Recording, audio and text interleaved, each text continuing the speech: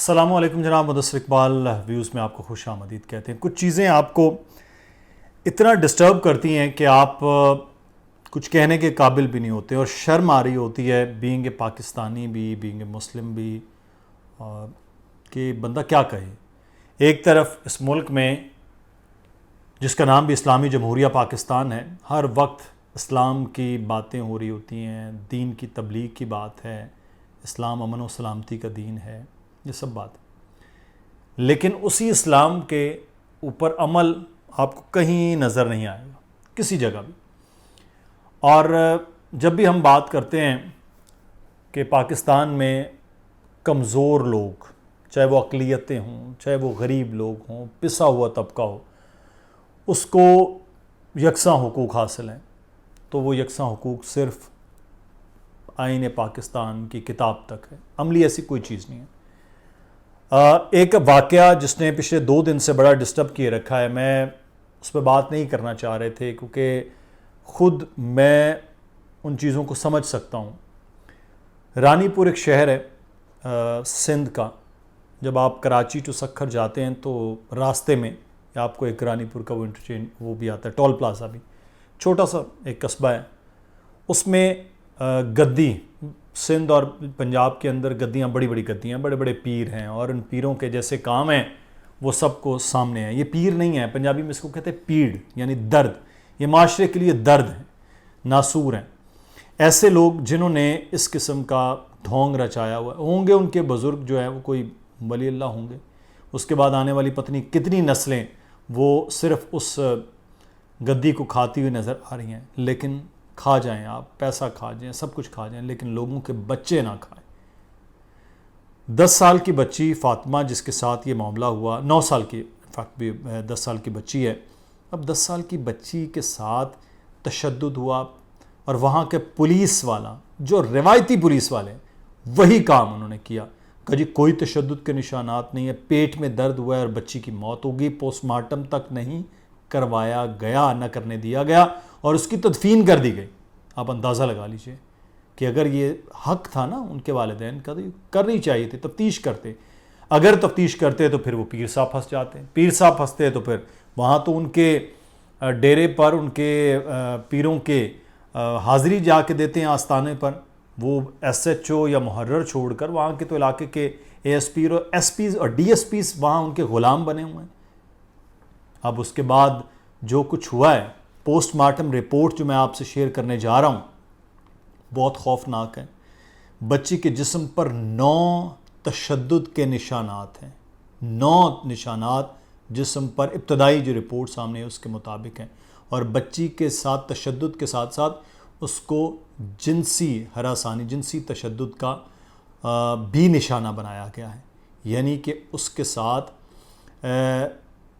دونوں جگہ سے سیکس کیا گیا۔ میں لفظ بڑی مشکل سے کہ ایک 10 سال کی بچی کے بارے میں، مجھے معلوم ہے اس درد کو کہ میری اپنی بچی کی عمر اتنی ہے، ایک بچی کیسے محسوس، اور یہ مسلسل کیا گیا ہے، مسلسل۔ اور پوسٹ مارٹم رپورٹ کے مطابق میں کچھ لفظ استعمال کرتے ہوئے آپ سے انتہائی معذرت خواہ ہوں، لیکن اس سچ کو بیان کرنا بھی ضروری ہے کہ وہ جو ایک پوشیدہ اعضاء ہیں اس بچی کے، وہ اس عمل کے، اس زیادتی کے بعد وہ سوج گئے۔ یہ سچویشن جب یہ پوسٹ مارٹم رپورٹ ہوئی، وہاں سے بھی ڈاکٹرز نے اب کچھ سیمپلز لیے ہیں اور اس کی بایو کروا رہے ہیں کہ وہ کیا کیا ہے۔ اب اچھی بات اس میں، ایک واقعہ بہت برا ہوا، بچی کی موت ہوگی درد سے تڑپ تڑپ کر، اور بچی کے اندر زخم ہو چکے تھے، وہ زخم جو ہیں وہ اس کی موت کے سبب بنے۔ اچھی بات یہ ہوئی، ایک تو اس پیر کو نام نہاد اس کو پکڑ لیا گیا، لیکن اب یہ کیس بنانا اصل معاملہ ہے۔ پکڑے جاتے ہیں لوگ، پکڑنے کا کوئی ایشو نہیں ہے، 4 دن 6 دن 8 دن اندر، اور اس کے بعد پھر سب کچھ باہر آ جاتا ہے۔ اس کو بھی پکڑ لیا گیا ہے، ٹھیک ہے، وہاں کے جتنے بھی ڈیرے کے لوگ وہاں کے ہیں ان کے بھی سیمپلز لیے جا رہے ہیں ڈی این اے کے، بچی کے پوری میڈیکل باقی، بلکہ فرانزک کروایا جانا بہت زیادہ ضروری ہے، اس کی باڈی کا ایگزامن اس طرح سے ہو، وہ کیا جا رہا ہے۔ ڈی آئی جی وہاں جاوید مکانی وہ پورا اس پہ کر رہے ہیں۔ میں گزارش کروں گا آئی جی سندھ کو، نئے آنے والے نگراں وزیر اعلیٰ جو ہیں وہ بڑے زبردست آدمی ہیں، مقبول باقر صاحب خود وہ جج رہے ہیں، ان کے پاس ایسے ہزاروں کیسز عدالتوں میں آتے رہے، ان کو چاہیے آرڈرز کیا جانا۔ وزیر داخلہ بڑے کمال آدمی ہیں، جسٹس جو بریگیڈیئر ریٹائرڈ حارث نواز صاحب، بلکہ میں پرسنلی ان کو کل جو ہے وہ یہ فون انشاءاللہ کر کے یہ کہوں گا کہ اس چیز کو آپ دیکھیں، کیونکہ آپ خود جو ہے وہ اولاد والے ہیں، آپ اس درد کو محسوس کر سکیں گے۔ یہ بہت زیادہ ضروری ہے، لیکن آپ کے کرنے کا کام کیا ہے؟ آپ نے یہ کرنا ہے اس وقت کہ آپ لوگ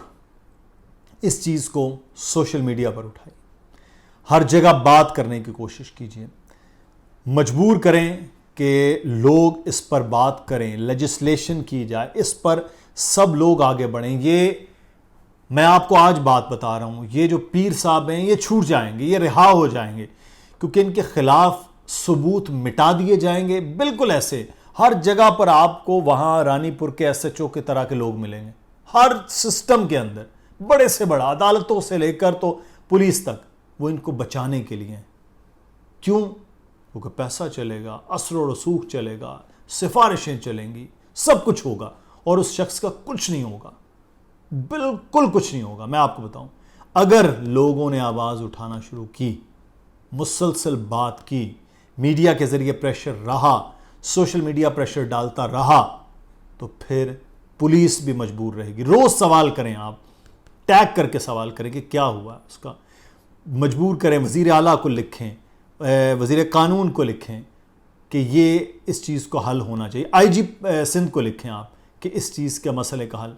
یہ ایک نہیں ہے، روزانہ ایسے کیسز ہیں، لیکن